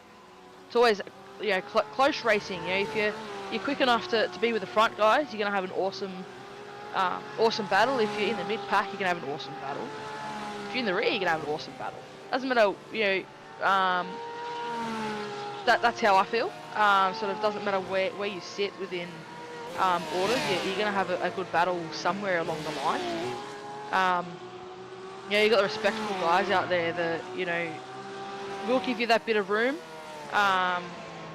You got the guys that don't give much room. Yeah, and they're the harder battlers. When you drive between different series and you drive with them enough, you get to learn how everyone drives, so you know how far you can go with someone and how far not to go with someone. But it's awesome fun. You know, Steve and Dean have an awesome league going here. It's good. It's really enjoyable. You know, the way the systems work with, you know, the race control, that's awesome. You know, the penalty system works well. It's good fun. I can't say anything bad about it. It's really enjoyable. Sure, there's been some drivers who have felt other ways about the league, but I think generally it's been a pretty good place to come racing. A lot of drivers are very, you know, we try and give as much support as we can to drivers and try and give them as much information as we can. Obviously, we know that we can do better, and we're trying to improve upon that point going forward as well. But I think the league is only growing. You know, obviously, we're now offering that free series to give drivers who are tentative about coming in a way to come racing with us and test out the league, test out the process of how they feel about racing with the league. Even if they're a former member of the league and they maybe just can't pay a season for whatever reason, they can at least still come racing with us in a free format and experience it in some way, which I think is really, really cool. Jack was in the chat saying that happens everywhere. The league has great racing, always competitive and hard racing with others. Exactly right, and I think we see that on screen. Even outside the car as well, we can, you know, I've noticed a lot of great hard racing between drivers. Now, some people less like hard racing, more drivers do appreciate it, but I think it's a balancing act, and I think this league has really offered some great hard racing to a lot of drivers, some fair racing to a lot of drivers as well. Yes, there's been some, you know, some negatives, but you get that in racing no matter where you go, whether it's in sim or the real world. And I think RC's really coming together quite nicely in getting their formats and their processes worked out correctly as well.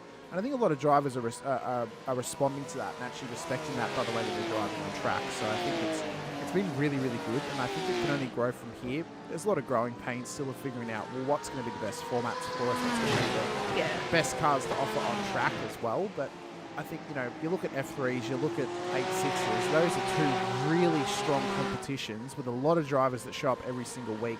So much so that F3s could go to 2 splits next season based by numbers of entries. I think it can only get better from here. And I think if we can figure out the formula for supercars and how that's going to work out best for us, and figure out what the formula is for Friday nights, it can only go up from here for SRW, which is really, really good to see. Yeah, you just got to have a look at the amount of drivers that are registered. The amount of drivers that do join in, week out.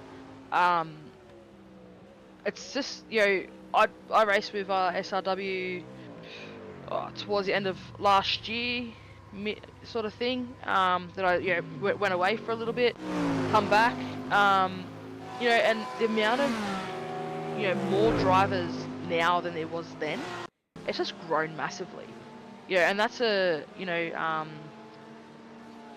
credit to how the leagues run. With so many members and so many drivers that also cross over the series and that kind of thing. Having the variety available it's great. Yeah, and I think having that sort of variety whilst also trying to keep it contained to a professional outfit and a professional format as well, which I think is a great offering to drivers out there. I know we've been selling the fact of the free series, but I think it's a great balance across the board. Supercars has got a great balance. F3s are phenomenal. 8.6s have been fantastic as well, even though it's been very chaotic and the RC reports have been absolutely massive. I still think it's been great racing. And it seems like it's been fun for drivers, even when they do come a penalty, they take it on the chin and then move on. And then, Fridays we had good racing with multi-class. It just wasn't the right format for it. And hopefully that now works out to be a good format for GTs. Or if it's not GTs, to Porsche Cup cars if they introduce it as a replacement. But I think it's going well, and I think we have the right people in place to try and put this forward now, obviously. I've been trying to sell things to them for a long time and trying to push it forward for a long time for this league of what I'd love to see introduced. Now taking that, on hand and driving it forward personally, bringing up and starting this new free option for drivers to give them something that they can race in and have a bit of fun. And it's not going to be anything serious. It's not going to be for sheep stations. You just come and have a race with us on a Sunday Arvo, have a bit of fun. If you like it, you want to continue racing all of our other options, then pay it forward and come and race. It's one of those things that we want to try and put forward and introduce. I think it's a good idea having the free series. There could be people out there that are hesitant to join, a league and to see what the league atmosphere or the what it's all about. I think there might be some people out there that are a bit and ahhing. They're on the fence whether to, should I join a league? Should I not? Is it something that I could do? Is it not something I'd want to do? Give them a bit of an insight as to how it all works and whatnot. If they like it, well, come on over. Well, not even just should I or shouldn't I. Also, there might be some people out there who are low income and just can't afford to pay. For whatever reason, they can't find the money to pay the entry. Well, this is a way for them to still come racing, and then if they ever can find a way to do it, then they can join us for the other series as well. So yeah, that's good. It's a good initiative. Obviously, we can't offer everything for free because there are bills to pay and there are other things to pay as well. But it's one series out of 6 that's now getting offered, then it's fair enough. So as we currently stand, getting into halfway point of this session, Steph, everyone's started to spread out a little bit. Stefan McCartan still leads the way to Greg Barber, Andrew Rushworth, John Trott, and Russell Gander in the top 5. Matt Feely, Jake Edwards, Jamie Davis, Ryan Bettis, Braden O'Loughlin, Mick Clifton, Sean Benici, and Josh King make up the running order. Everyone is separated by a fair bit, but John Trott is just starting to get up on the back of your mate, Andrew Rushworth, and could be in for a nice little battle with him, but we'll see how long Andrew can fight him off for here with the next half an hour to come. But looks like he's giving him plenty of space to try and make the move down the inside if he can. Yeah, this is actually the first time Andrew has run the vet. He only recently bought it.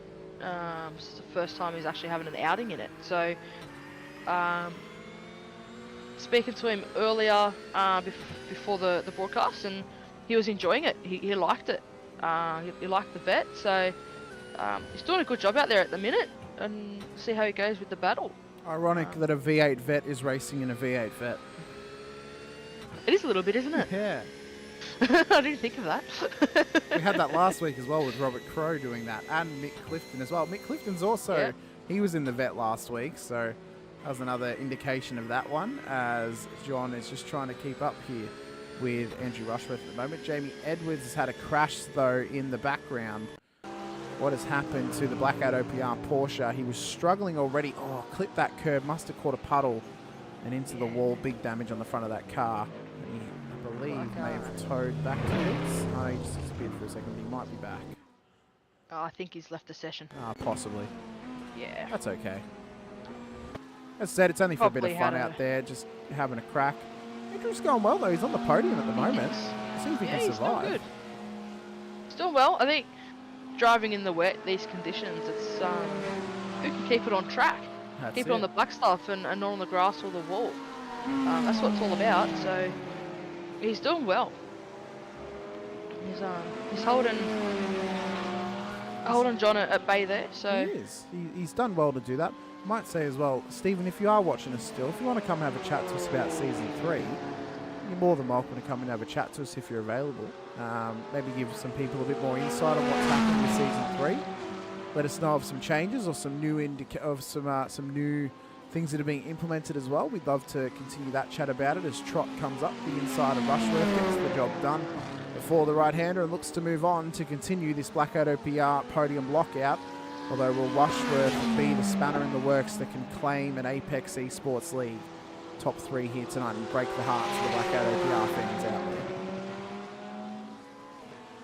I hope so. I should have said that. Too much favouritism now, Steph. Too much favouritism now. Too much. Reel it back in, you're mate. You're getting into sinker territories now. I know it's I know it's raining and it's either sink or swim, but we don't need that much. Come on. No. Reel it in. Reel it in. Too far. I've got no favouritism. I have no drivers on this circuit here tonight, so I'm completely impartial to anyone on track. Nah, it's good to see the guys having a good crack. Barbs is now on the back of Mr. McCartney. So we finally got a little top 2 battle. Whether they'll battle or not, I doubt it. They're teammates. They're probably just going to work together at this point. We're halfway through the race right now, and well, we're having a good little chat as Barbs looks for it up the inside of Stefan McCartney to take the lead of this race. It's admin versus admin here for this series as Barbs gets it up the inside of Mr. McCartney. Of course, Barbs is a series admin for the supercars. Stefan, series admin for the GTD series, and they swap and change positions. We'll see if they'll continue on with this, and maybe Stefan will take back the lead over his Australian cohort in Mr. Barber. Look like a good little battle. It's good to see them giving each other some racing room there as well. Not too close, because with the rain and wet track, a bit of aero wash and whatnot. It's not ideal. Really not. It wouldn't be easy to see through that spray either. Oh, the spray is ridiculous. It's not easy for visibility. So. Oh, look at that. You cannot see anything on the inside of this car off the back of Barbs on board with Mr. McCartney. It's one thing they have done though is increase the visibility of the car in front rain light, which is good. Yeah, brake light. It was a little bit too. Sheep is saying window wipers are too slow. I don't know if they could get any faster, Sheepy. They might fall off. No. Yeah, it was definitely a good improvement because when the rain first came out, if you were, trailing like these guys are at the moment, you could not see a thing. Yeah, you couldn't be able to see brake lights, you wouldn't be able to see rain light, nothing. Yeah, it was a little bit too grey. I mean, even now you can barely see it. If you were colourblind, you wouldn't be able to see that that tail light of Barb's. But no. Mr. McCartan is just hanging on with him, but Barb's has got some pace. He looks to get it out of this car and looks to extend this lead over his teammate Stefan McCartan at the moment at the front of the field. It's been a good little battle there, chopping and changing some spots and over the unders. Look like they've settled back down again now though. Going away a little bit. They've had their fun. Yeah, they've given us our 30 seconds of excitement, and now they look to spread the gap once again. So it appears that Jake Edwards, Ryan Bettis are out of this race. Josh King is still in the pit lane in his car, but I feel that he may be out as well, as I think it is unlimited fast repairs here tonight. So we are left with 10 drivers. Whoever's left on track, that's a guaranteed top 10. That's a guaranteed top 10 for Mick Clifton, Russell Gander, and Andrew Rushworth. So that's a little celebration for you, Steph, with 25 minutes to go. It is. Trying to not. I could show favoritism because I haven't, that's why. Nah, all the guys out there are doing an awesome job tonight. It's treacherous conditions, so they're doing well. They're doing a good job. There's some quick times as well for the wet. Surprisingly. I'm surprised I managed to get underneath 2 minutes. To be honest, I'm yeah. surprised we actually got a 1:59 out of them. So I did not see that happening. Bit concerned with my lap times now around here in the wet.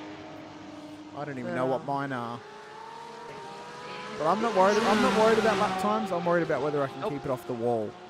Yep, that's the goal. If I cannot cut laps around here comfortably by tonight in the wet, I don't know if I will be racing tomorrow. I'm going to be honest. Just keep all the black stuff as the goal. That's it. That's all you can do. What happens when you get a black wall? Still a wall. You keep it off the wall. Yeah, but it's black. You said keep it on the black stuff. If a wall is black, well then, is that acceptable? As Mick Clifton's had a moment in his Mustang. It appears to be at the final corner. Oh, he spun it round mid-corner. Not good, Mick. That's a shame for you, but he looks to continue on in P10. Yeah, that really mucked up your thought process there, didn't it? It did. Luckily for you, all the walls of Watkins are blue, so you don't have to worry about it. You got me with that one. Yeah. There is a couple. Keep it on the bitumen. Keep it on the bitumen, guys. Well, you say that. There's also some bitumen off the track as well. So. Right, it's light in the wall. There are some signs that are black as well, I've just noticed, so you don't want to hit them. Nope. As best you can. Brake markers. Not even just the brake markers, the sponsor boards are on the side of the circuit as well.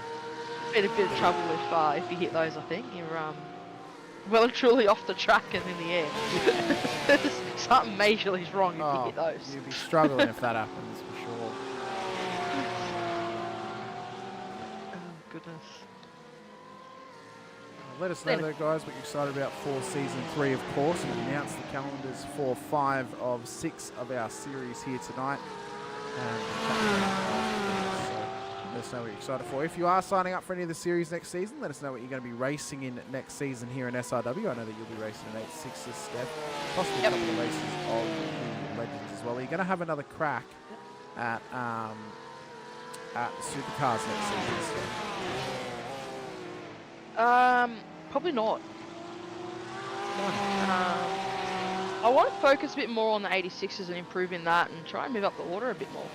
I started this season really well, P1 in after round 1, and just slippery slope from there. So I want to try and improve myself in the 86 and not jump ahead in classes too far. So yeah, look, I've been struggling. I struggle in the supercar. It's a car you need to put a lot of time into. For sure. And if you haven't got the time, you're going to struggle. So I don't want to overcommit myself. I do oval on a Saturday. I race Monday with Apex. 86 is Thursday. With you on Friday, it's a pretty big full schedule. So I don't really get a lot of seat time to do practice in the V8 that I would like. So trying to, look, in the future, I don't know what I'll do, but next season, mainly just I don't see myself doing the V8s. It'll be the 86s for sure. I've already registered, put my name down for that already. I might jump in the Legends, a couple races here and there when I've got some free time. We'll go from there, see what happens. But don't see myself in the V8 next season. I think it's a car you have to be really committed to, for sure. It's the hardest car to drive on the service, I think. It's it takes a lot of practice to really get back up to speed and get comfortable in the car. A setup does go a long way, obviously, in the car. But it's just getting comfortable to begin with before, like, if you've raced it before and then you come back to it and it's like riding a bike, but it's getting going and getting comfortable in it to begin with. That is the difficult part. But also getting back up to speed is difficult when you've been away for a long time. You can be comfortable, but you may not be as fast as what you once were. So that can often be a struggle for some drivers as well. So it's definitely difficult. As a couple of drivers come to the pits, Jamie Davis, Braden O'Loughlin. But I think Braden O'Loughlin may be out. I'm not 100% sure. Somebody's got a damage there, so he's probably coming in for service. I think. Well, he is. We are 19 minutes to the end. Lachlan is parked up, so he may have called it here tonight.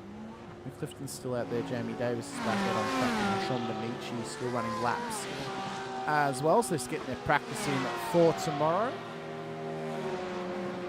What car are you running tomorrow, Steph, for your 6-hour attempts? We're in the Rari tomorrow. Oh, same. So doing the Rari tomorrow and Sunday GTP Cadillac. So they're very different cars. So well, I'm going to say if it rains on Sunday, your race might end earlier than you expect because the GTP is atrocious in the wet. I have heard. I will be doing some laps. Hopefully tonight, see how I feel. Had a big week at work, even though it's only a 4-day week this week. It's still a massive week, so we'll see how I feel when we finish here tonight. If I jump in and do some laps, or if that's a tomorrow job before we kick off the 5 PM session tomorrow afternoon. Ferrari. Get some laps in. Well, Barbs and Stefan look to have this one locked up at the moment. They are 1 minute and 13 seconds ahead of John Trott in P3 on the road here tonight. And then he is a further 9 seconds ahead of Andrew Rushworth, who is 24 seconds ahead of Matt Feely. Russell Gander 6 seconds back. Davis is a lap down. Benici a lap down. Clifton a lap down. And Lachlan a lap down as well. Although multiple laps down now. He's been in the pits for a little while as Davis brings it back into the lane. We're dropping like flies here as we get up to the final 15 minutes in just a couple of moments' time. And it's looking like a blackout OPR 1-2-3 at the moment. It is. Just want to note, Stefan McCann's got the quickest lap there as well, 58.9. What a sweat. I thought the track was wet enough. I didn't think we needed Stefan's sweat out there as well. No. I think there's enough moisture and liquid out there. I don't think we need any more sweat from Stefan, as Mick Clifton has had a moment. He's gone off the track at turn 1, but he continues on. Just checking if he was in the wall. But Stefan's still leading the way, doing well at the moment. He's doing well. They've swapped positions again. Stefan and Greg, they're moving around here, there, and everywhere. Good to see.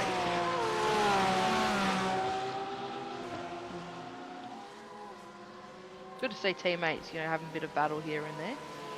Yeah, pushing each other along. I think it'd be good if they just had a proper scrap towards the end. It's not like the race is worth anything at this point. It's just a little bit of a fun run.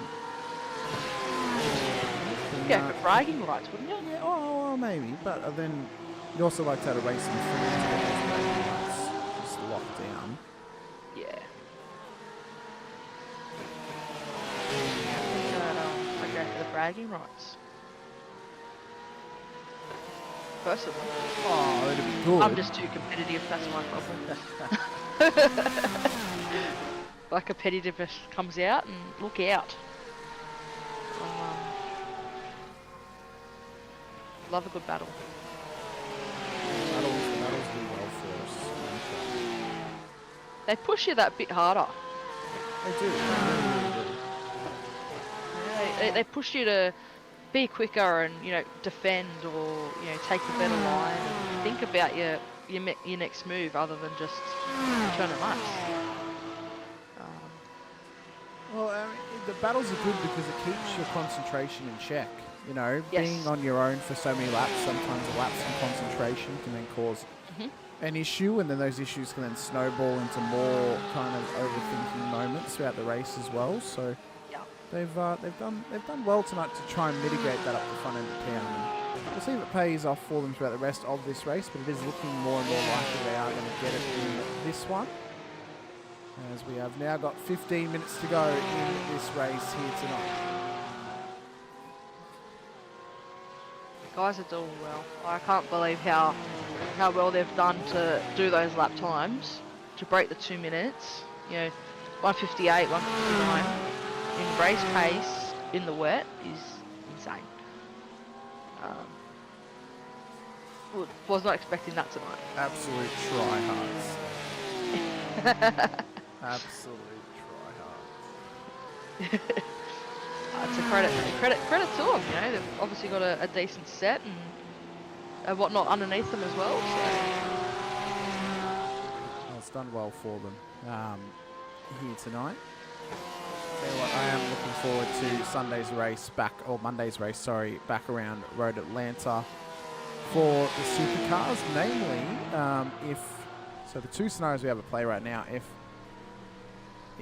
Rehan Leonage is able to race on Monday, he has a rear of grid start for one of the races. If he can't race on Monday, his rear of grid then goes on to the final round of the season where he'd have to start at the back of the field for the normal race at Belle Isle, which could be difficult. We know he's quick, we know he can get through the field, but going through the field while there's absolute chaos happening with NDM supercars at a street circuit, that is going to be difficult. That's going to be a proper challenge for him. If anything, not a lot of room at Belle Isle either. No, there's not. I know that Rehan can get moves done, he can get overtakes done, but it's whether, I think, honestly, he'd be trying as best he can to race on Monday, so then he can at least get rid of his rear of grid before Belle Isle. That way he can race and try and qualify at the front of the field for Belle Isle, and then just try and race in the front, avoid all the chaos occurring in front of him. Instead of having to, use a drop, he can't use a drop round a week that he has a penalty, so he'd actually cop a 0. Oh, sorry, no, you can't use drop round when you have a race ban. He could do it when the week he has a rear of grid, because technically it's not getting applied. It gets applied next time you race. But you have to use a drop round for a 0, which he's already done this season since he started late. But it could be difficult for him. We'll have to wait and see. I would like to hope he'd be able to do it on Monday, because if he has to hold out till Belle Isle, look, he's a great racer. He's a clean racer. He's quick. That's not him. You got to be worried about trying to make moves around Belle Isle. It's the rest of the field. Yeah. And we already saw how much chaos it created in the 8.6s. You were the victim of it for one of the corners. Anything can happen. Anyone can get involved in an incident any time. And if it happens in front of you, especially lap 1, especially at turn 3, it could be an absolute roadblock, and you can just be a passenger at that point and have nowhere to go. So it's a tough one for sure. So I definitely would not want to be. I wouldn't want to be starting from the back of the grid. I wouldn't mind starting from the pit lane, but I would not want to be starting from the rear of the grid. No. The rear of the grid means you have to grid up. You can't start from the lane. You have to start at the. You have to start at the rear of the grid. So, it'll be very interesting to see how that plays. Yes. I would not like to start at either of those. If you can, Rehan, get out there at Road Atlanta, take it next week or Monday. Yeah. That'd be my advice. That would be mine as well. A lot more room to get around and less chance of incidences. A lot more runoff than concrete walls here, there, and everywhere as well. You can still get some chaos. Like we had 5 safety cars on Tuesday. Yeah. But you have more runoff room to kind of avoid them than you do at Belle Isle. Belle Isle, you're kind of locked into the position you're in pretty much. Yeah. Yeah. It can become sort of a little bit of follow the leader as well. It can be. You can get room front. It's a bit better than Long Beach for overtaking opportunities.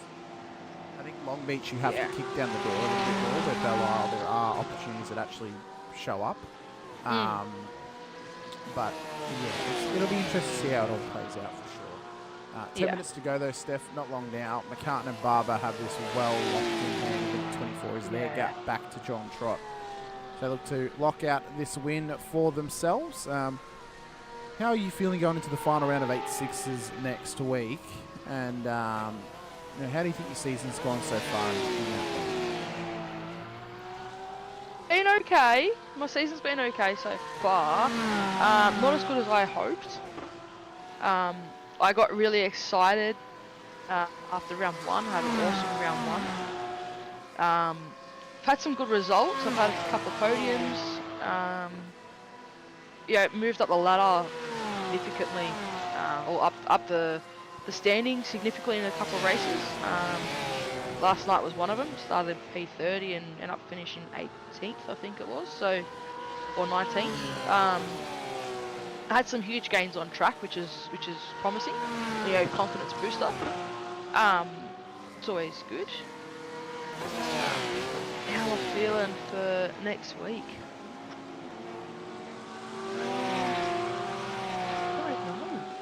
If I'm honest. Homestead, Miami, 93% chance rain, concrete track. If you're out there and you haven't watched an 86 race yet, watch next week. I'm tipping chaos. First of all, where have you been? Like, why haven't you watched it yet? And secondly, go check it out next week. Yeah, it's gonna be huge. Say a 20-minute and a 40-minute next week. So, what track is that again? Because unfortunately, Pricey put in the new calendar, but got rid of this season's calendar. He did, but it's Homestead Miami Speedway. Yes, and it's the Road Course A, which Road Course B is the better road course, but Road Course A should still cause some good chaos for us. It will. Of drivers attempting to get through the farm gate, that is the entry into the last part of the infield for the final corner. Yes. But yep. We'll just see how that all plays out. I do think Road Course B would have been better, but Road Course A is still good. Homestead, I think, is a very underrated overall road course for sure. It's one of my favourites. As soon as it came out on Forza years ago, I had loved it ever since. It was so good. And I was so happy when I found out it was on iRacing. Got to go have a crack around there. In a road course, and it was so much fun. Such a great circuit. Again, really underrated. A lot of people think of Charlotte, Atlanta, Daytona, Indianapolis, for example. I think Homestead's up there. Homestead has a great road course about it, and offers some great challenges to drivers as well. So we'll see how it plays out next week for the 86s in that final round. I'm excited. I'm not too much excited about the rain on the concrete patches, but how did it give it a shot. Hampshire? It's all right.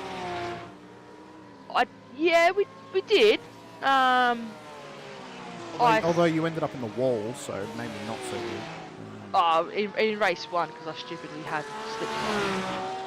I won't be making that mistake again. Thought the track was dry enough, bolted a a set of slicks on it, and off I went, and actually myself and Russell Gander did that. Didn't work out very well for us. We were a lap down by lap 1, by the end of lap 1. So we can confirm, don't take setup advice from Steph or from Russell. Yeah. Look, when you're looking at the track, when you're on the start grid, it looked dry. When you moved away on the start grid, it was not dry. All you got to look at is the sky. Does the sky look dry? No. Let's put wets on then, shall we? It wasn't raining at the time. It had stopped raining. It rained in practice. It was wasn't raining in quali from memory. I think if it has been raining, your best bet is just put wets on, because you're at least not going to die in the dry with wets on. But it slicks in the wet. It's pure dry. I've learnt my lesson. I won't be doing that again. Jacka's saying all I'll say for Legend is there's 1 point separating the top 2 in the standings. Wow. That's close. 1 point. It's been a great season so far. Low numbers for drivers, but it's been good racing between them. They actually end up in their own little battles. Everyone doesn't really separate too far, which is good. That's what you want. Good battles. That's all you need. Clifton's been in the pit lane for quite a while. Jamie Davis in the pit lane. John Trotter's just brought it in as well. As Andrew Rushworth is now in the top 3. Russell Gander's into the top 4, so that'll excite you a little bit there, Steph.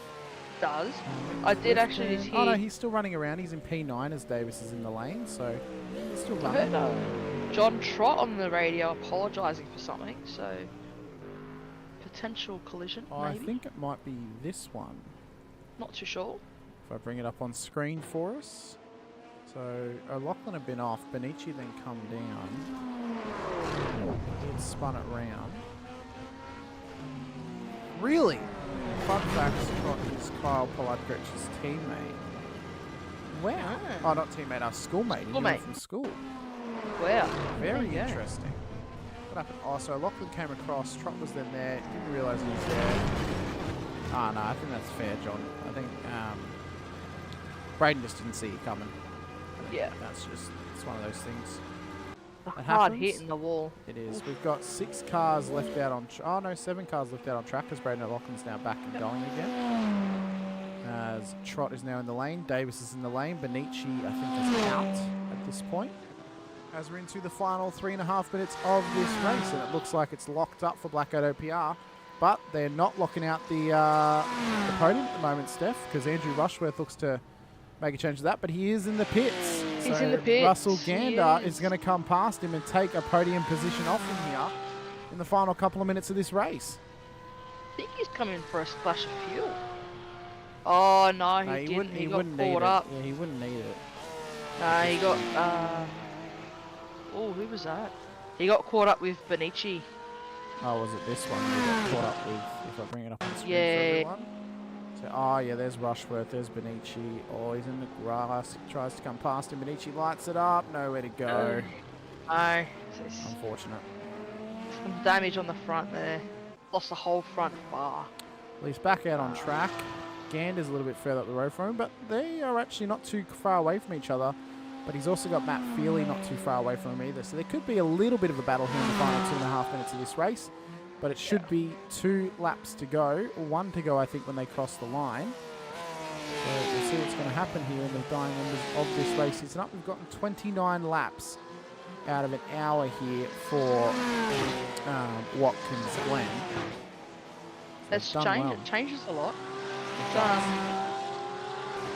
oh wow, it's a lot less laps done that you would expect.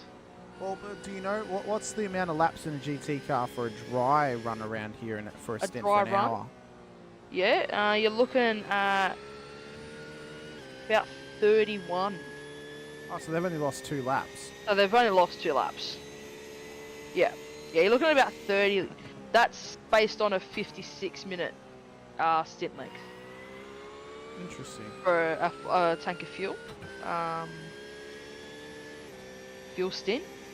You're looking at about 56 minutes to a 31 lapper. Very interesting. As we Like are the info on up. to the white flag lap now. Stefan McCartan leads the way. Round through the bus stop for the final time here tonight as he comes up on the back of Braden O'Loughlin's car up ahead of him here.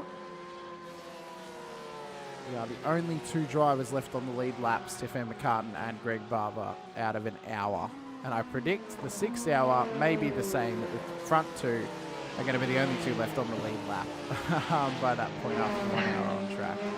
I think so. I think the one thing to remember is an endurance race, the way you win it is by spending the least amount of time in the pits. So the less pit stops you can make, the better you will end up at the end of the race. So that's where, you know, on track pace is not that bad. If you're a little bit off the pace, it's if you can keep it out of the pits. That is what is important. Right. Yeah. Because keep it clean. Exactly. Because the more time you're on track, the more positions you're going to be making, because there'll be more and more cars that trundle into the lane to take stops. And by the end of it, you'll actually be in a positive position. So it's you know, it's a game of attrition. It's a game of keeping it nice and clean, nice and close. And that's what you got to do in endurance settings. You know, just try and keep it as clean as possible. I've never had an endurance race where I've kept it out of the wall or kept it out of the pits more time than I need to. But the ones that can are the ones that succeed at the end of the day. But Stefan McCartan comes around the final corner to catch the checkered flag from Barney to end this lonely wet run home at Watkins Glen here tonight. He'll finish ahead of Greg Barber in P1 and P2 on the road here tonight. Russell Gander looks to take home P3 when he eventually crosses the line in a couple of moments' time.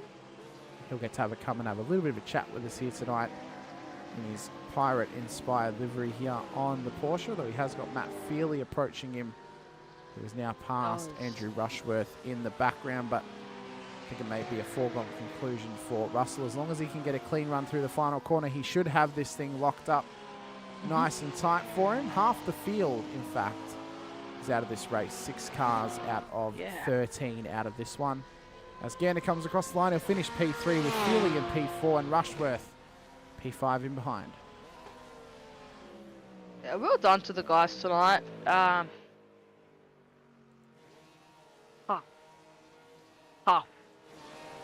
That's all I can say is tough. I have no words. Just too wet. Credit to them. Way too wet for them. Not enough oars in the world to help them out in this one, I think. Nah. Especially through the bus stop. Oh, yeah. Our bus stop is not fun in that weather. I really like that blackout OPR car that Stefan has. That's really nice. Yeah, looks good. I like a nice orange number. It looks good on a car. As he's just disappeared. Greg Barber's still out there doing some skids. So all for a bit of fun here tonight. Coloured cars always look good. Oh, they do. They do. Red, you know, black, white, even red. So boring. Even though my team's cars are black and white, but a nice eclectic car color is good. As the results come up for tonight's race onto your screens now. Oh, is it even going to show it? No, because it's on GTP for some reason. Bring up our GTD class. Greg Barber ahead of Stefan McCartan, Russell Gander, Matt Feely, Andrew Rushworth. Oh, so Greg actually finished ahead of Stefan somehow. I don't know how the hell that's happened. Matt Feely, Andrew Rushworth, John Trott, Braden O'Loughlin, Mick Clifton, Sean Benici, Damie Davis, to Ryan Bettis, Jake Edwards, Josh King, Bradley Wall, Wayne Edwards. Never got started out there tonight. We'll wait for our podium finishers to come and have a quick little chat to us if they do or if they don't. We'll wait and see. We'll give them, I think we'll give them, 5 minutes, Steph, to come and have a chat to us. If they're not here, then they miss out. I think that's fair.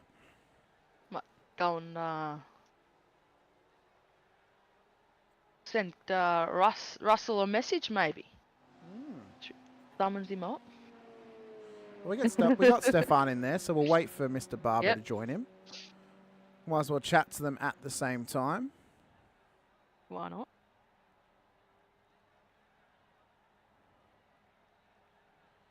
Oh, you know what? Let's just drag Stefan in now. We'll just chat to all three of them at the same time because it was wet.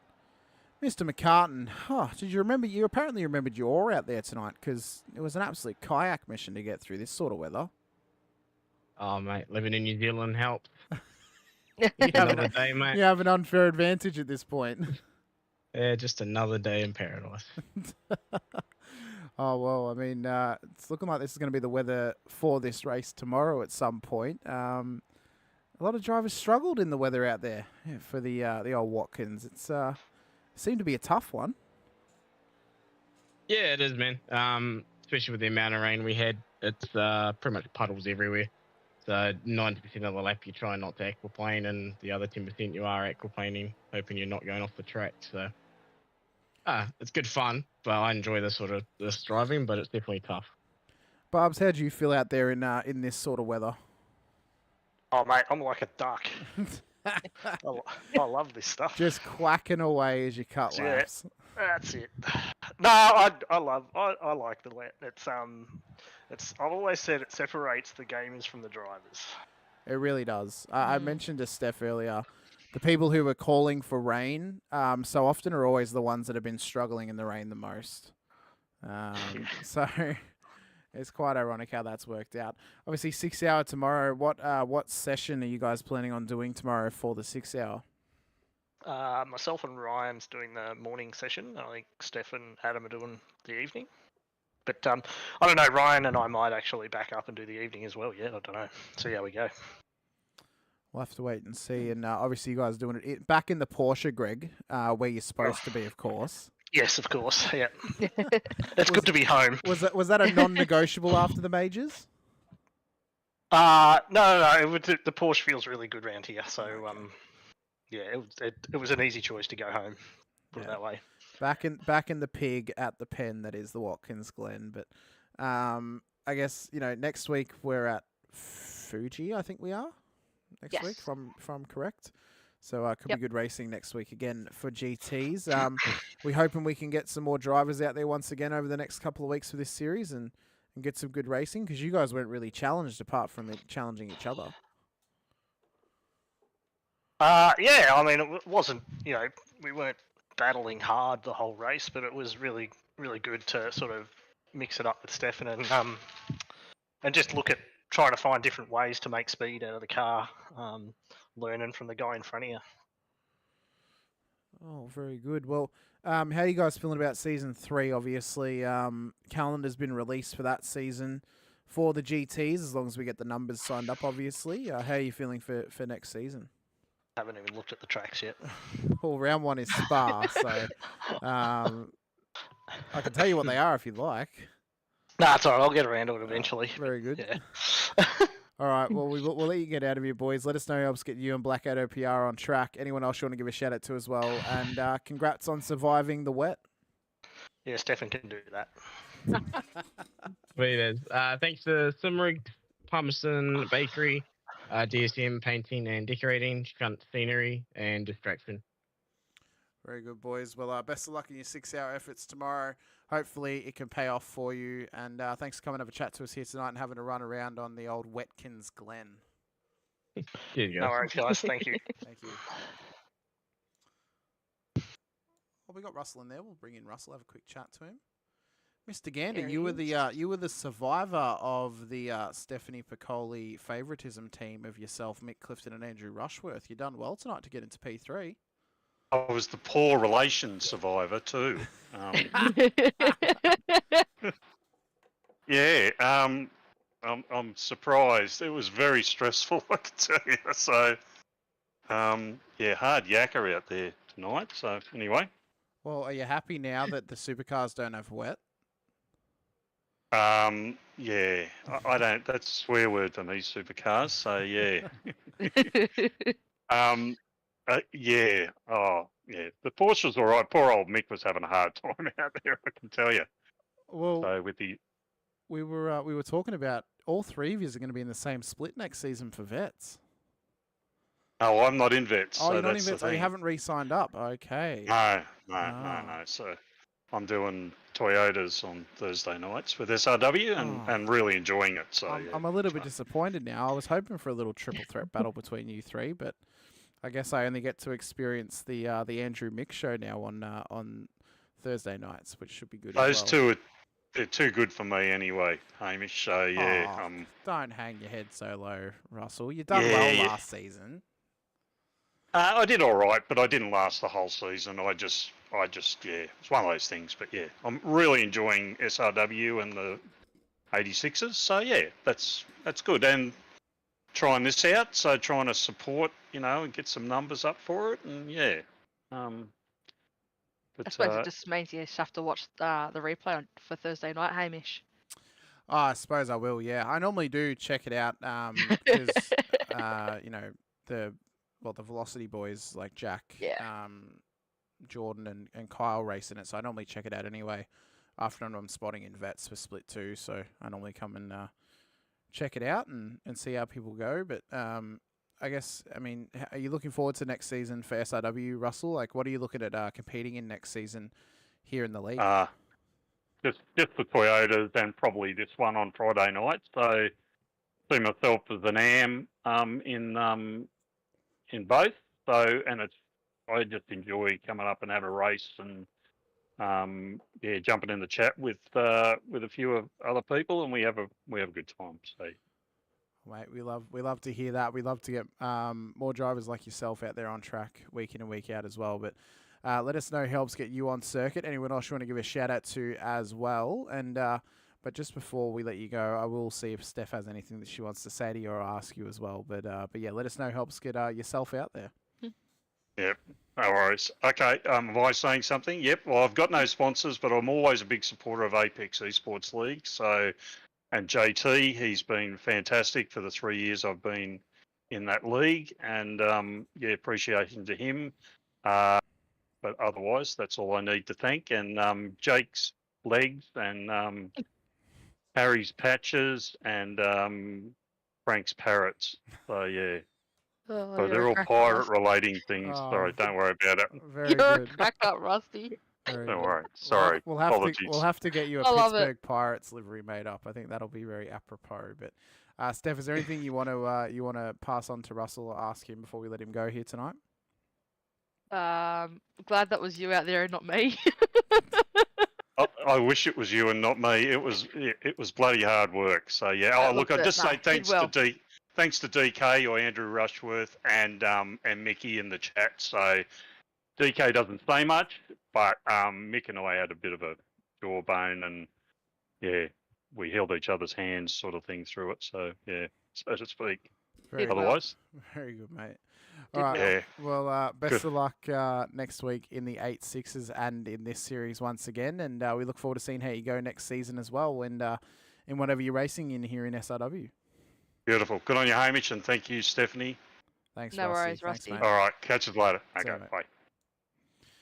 All right, Steph, that'll bring an end to a cold, wet night in paradise for Watkins Glen here.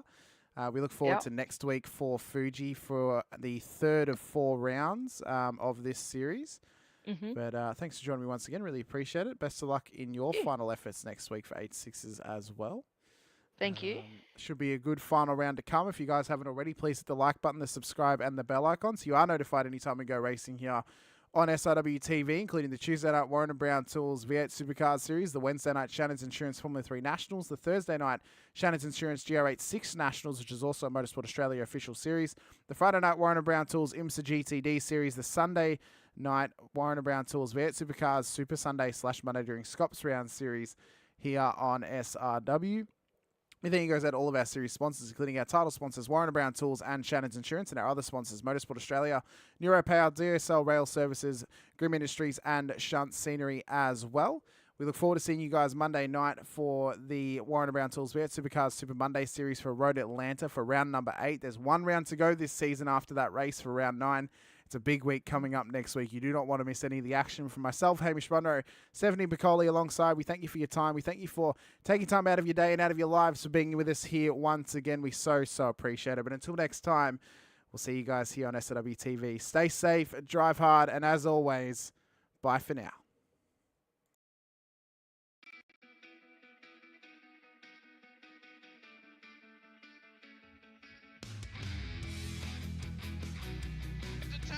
This is amazing. It was clash heads again.